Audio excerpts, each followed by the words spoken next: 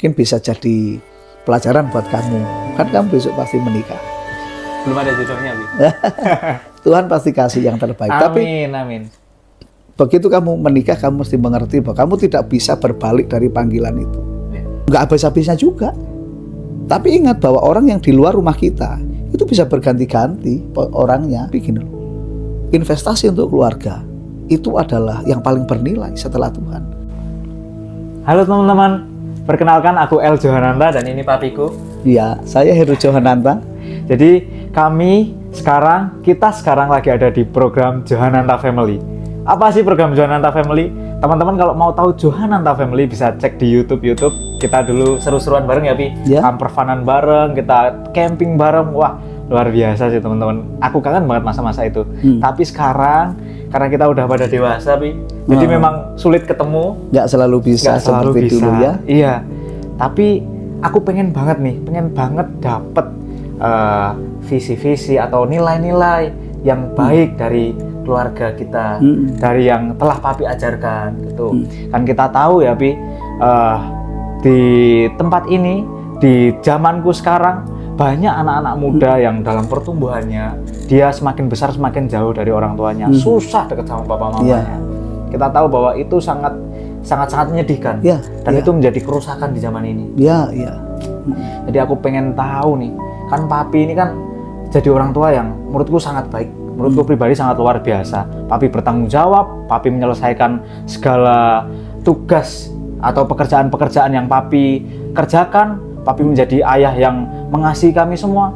Nah, dan itu tidak semua ayah melakukan itu ya, Pi. Ya, mungkin ya, Pi. bisa begitu ya. Apa sih, Pi, resepnya, Pi? Apa sih, Pi, kuncinya itu? Setiap keluarga pasti pengen bahagia ya, kepengen ngalami punya keluarga yang harmonis, yang baik gitu ya. Tapi memang faktanya kan nggak semua keluarga bisa demikian ya. Sekarang apalagi banyak keluarga berpisah, retak hubungan, misalkan papa mama retak hubungan. Nah, atau kalau tidak papa mamanya bagus, tapi seiring pertumbuhan anak-anak karena pergaulan, karena faktor mereka masuk pubertas, mencari jati diri, kemudian mulai tertutup dengan orang tua dan lebih terbuka kepada orang-orang di luar rumah. Padahal itu berbahaya sekali, itu berbahaya. Nah, kalau khusus bagaimana bisa menjadi seorang ayah yang baik, nah itu memang semua harus diputuskan. Komitmen ya, Pi? Iya, komitmen dan kalau papi bisa sampai hari ini terus berjuang jadi bapak yang baik ya, buat kamu, buat adik-adikmu ya. Itu karena ada hal-hal yang diputuskan. Yang pertama, seorang laki-laki atau seorang pria nggak mungkin bisa jadi bapak yang baik setelah menikah, nggak mungkin jadi kepala keluarga atau suami yang baik setelah berkeluarga kalau tidak menyadari panggilannya. Panggilan apa itu? Ya, panggilan sebagai seorang kepala keluarga gitu ya. Kan manusia kan sudah punya ketetapan panggilan hidupnya ya. Misalkan kalau laki-laki ditetapkan Tuhan ke kepala keluarga. Ya, betul. Kalau istri itu penopang kan, begitu kan? Kan itu ketetapan dari Tuhan dan firman-Nya. Ya. Nah, jadi seperti papi itu bukan berarti ringan ya, tentu seperti para ayah yang lain. Pernah sedih, pernah rasa penat, pernah capek, kadang merasa jalan buntu juga pernah. Tapi kan karena menyadari memang Tuhan telah menetapkan kalau kita ini laki-laki, kita berkeluarga, kitalah kepala. Kita sudah otomatis dipanggil jadi kepala atas keluarga kita. Nah, sekarang kan gampangnya kan gini, ilustrasi badan manusia lah. Kalau orang kecelakaan, tangannya putus, bisa hidup nggak? Bisa. Masih kan? Masih bisa. Kakinya putus, masih bisa hidup? Masih.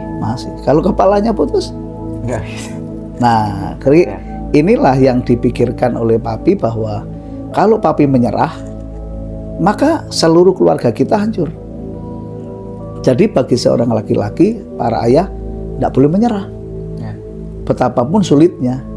Nah, kalau kita mengacu firman Tuhan secara nilai-nilai kekristenan, dikatakan kan seperti Kristus bagi jemaat, demikianlah kepala keluarga, suami bagi istri, tentu dengan anak-anak. Kalau seperti Kristus kan setia sampai mati, menjalani panggilan. Nah, nilai ini loh yang sebenarnya akan menguatkan. Itu yang pertama sih. Ayo menyadari dulu panggilan panggilan hidupnya sebagai kepala keluarga.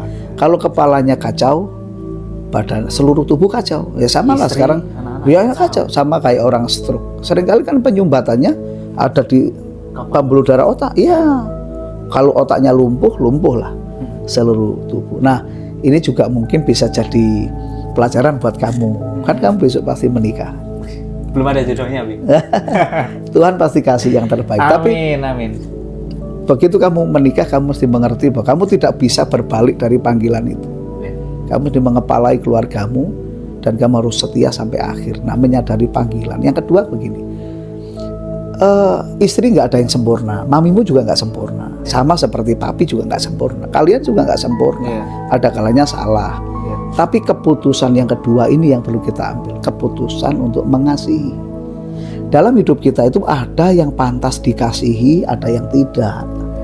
Iya kan? Ada yang pantas diperjuangkan habis-habisan, ada yang enggak. Contoh, keluarga atau hobi. Ayo. Gitu. Tapi ada orang salah loh. Mancing. Ya mancing. Ya mungkin dengan kesukaannya. Enggak lah, hobi kan enggak nyaman. Termasuk olahraga, ada orang gila olahraga, ada yang gila berburu dan sebagainya. Ada dalam hidup ini yang pantas untuk dikasihi sepenuhnya, ada yang enggak harus.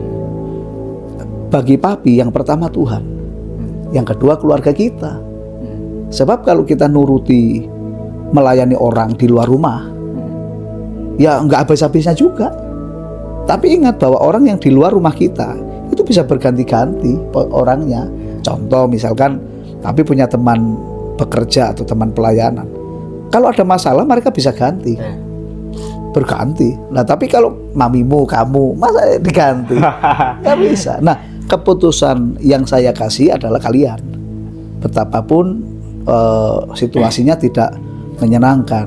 Nah, yang terakhir ini adalah begini. Kenapa kok papi bisa terus setia jadi ayah yang baik dan bertekad? Karena punya visi masa depan. Kan orang itu hidup kayak orang menabur kan? Ya.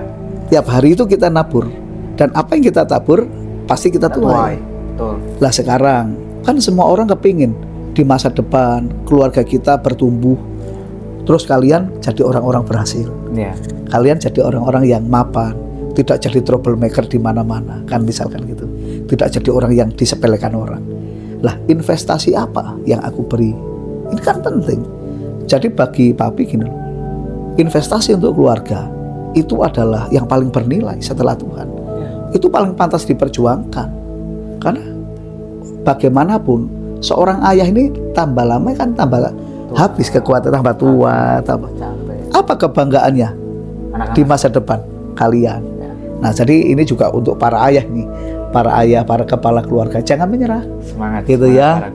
Nah, apalagi laki-laki ini, termasuk anak saya ini besok kan kepala keluarga ini ya. Jadi mesti 3 hal itu mesti dipikirkan betul-betul ya. Jadi ingat panggilan seorang laki-laki itu mengepalai. Ya, enggak boleh dilepas itu. Yang kedua, keputusan mengasihi. Apa yang paling pantas dikasih setelah Tuhan di dunia? Ya keluarga kita. Orang lain tuh bisa ganti, sahabat bisa ganti. Bahkan kalau belum jadi istri, pacar ya bisa ganti. Oh iya kan? Iya. Sudah berapa kali ganti pacar? 1. Ya, dan yang terakhir itu apa yang paling pantas kita investasikan untuk masa depan? Ya kebaikan hari ini untuk keluarga kita, karena besok kita akan punya kebanggaan yang tidak bisa dinilai dengan uang ketika melihat anggota keluarga kita itu bertumbuh dalam Tuhan, dalam iman, dalam keberhasilan, dalam karakter. Itu pasti luar biasa ya. Itu. Keren banget sih. Aku dengar nilai ini ya benar-benar jadi terbuka pikiranku. Ternyata kita harus jadi kepala ya. Laki-laki harus mengepalai, terus kita harus memutuskan untuk mengasihi. Kadang mengasihi nggak gampang ya, Bi. Oh iya. Bosen bisa ya, Bi? Bisa. Kadang kita bisa membandingkan, aku sudah begini tapi yang aku terima seperti ini.